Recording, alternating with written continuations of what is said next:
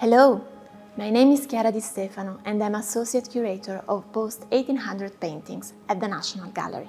Today I'd like to talk about this picture, made in 1872 by the French artist Claude Monet. Its title, The Petit Bras of the Seine at Argenteuil, situates the scene in a very specific place. In French, Petit Bras means little arm, and this was the name given to a small stretch of water separated by the River Seine by a tiny island called the Île Marante, which you can see here to the right of the composition. We're in the countryside near Argenteuil, a small town on the outskirts of Paris, where Monet was living at the time. Today we tend to associate Monet with Giverny, the village in northern France where he lived from 1883 to his death in 1926, and where he cultivated his flower and water gardens and painted his famous water lilies. And yet, well before Giverny, Argenteuil played a crucial role not only in Monet's art, but also in the very origins of Impressionism. But first, let's take a moment to look at this painting. In the foreground, to the left, we see the east bank of the river, with several patchy areas of soil and grass. These are rendered through a rich palette of browns, greens, yellows, and, perhaps more surprisingly, pinks and purples with some touches of red. In the center of the composition, the river is placidly flowing by. Throughout his life, Monet was obsessed with capturing the fleeting effects of light on the surface of the water. And while this is particularly clear in his later water lily paintings, even in this early work, we can see the way he revels in exploring the reflective qualities of the water. Look, for example, at the different types of brushstrokes with which he renders the reflections of the poplar trees. In this area, he uses large, flat brushstrokes, applying the paint slowly in a single straight line. But elsewhere, he depicts the mirror image of the trees much more rapidly and loosely, with just some quick zigzag marks. To the right, across the river, a line of poplars recedes into the distance, guiding our eye towards the horizon.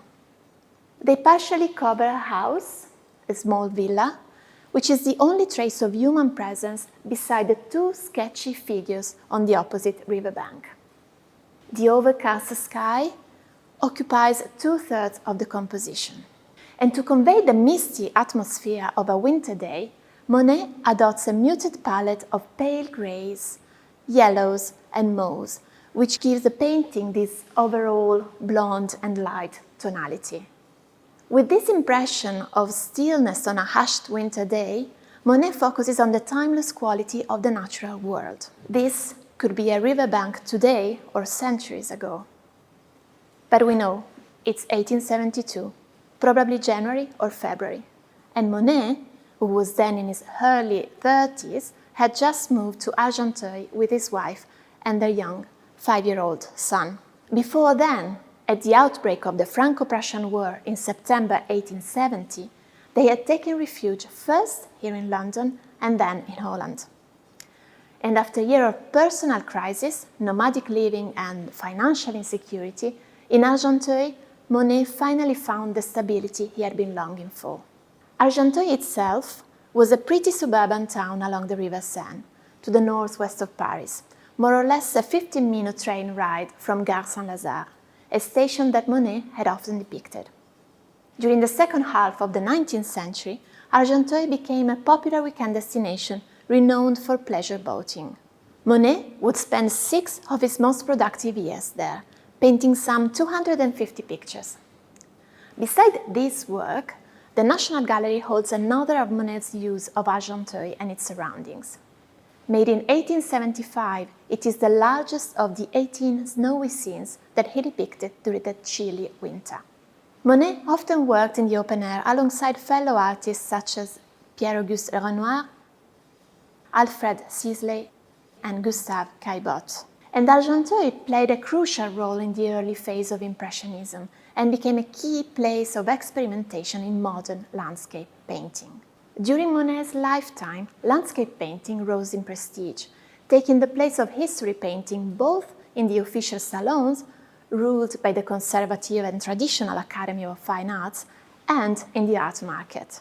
A picture like Le Petit Bras at Argenteuil, less sketchy and more finished than most of Monet's works from those years, would have been quite easy to sell and may have been painted with a specific client in mind. From early on, Monet was very aware of the new status of landscapes as a fashionable genre. When he was only 16 years old, he started working en plein air on the Normandy coast with the marine painter Eugène Boudin, who would become his first unofficial teacher. "If I have become a painter," Monet would say later in life, "I owe it to Boudin." And later on, he recalled, "Boudin, with untiring kindness, undertook my education. My eyes were finally opened and I really understood nature. I learned at the same time to love it." From Boudin, Monet learned to convey an authentic experience of nature. One of the ways to achieve this was to move away from both the historical landscapes and the picturesque tradition, which were then very much in vogue. And as a reaction to artificially composed landscapes on view at the traditional salons, Monet chose to celebrate the beauty of nature through its everyday and, on first glance, uninspiring scenes. It may be difficult to grasp it today, but for 19th century viewers, this was indeed an entirely new way of looking at the world. So, let's look again at our picture. There is nothing special about this specific subject matter. This is just a quiet river view captured on an uneventful, overcast day. And yet, there is poetry in it. This direct, unfiltered experience of the natural world was to become one of Monet's lifelong preoccupations. As he would later say, "The richness I achieve comes from nature, the source of my inspiration."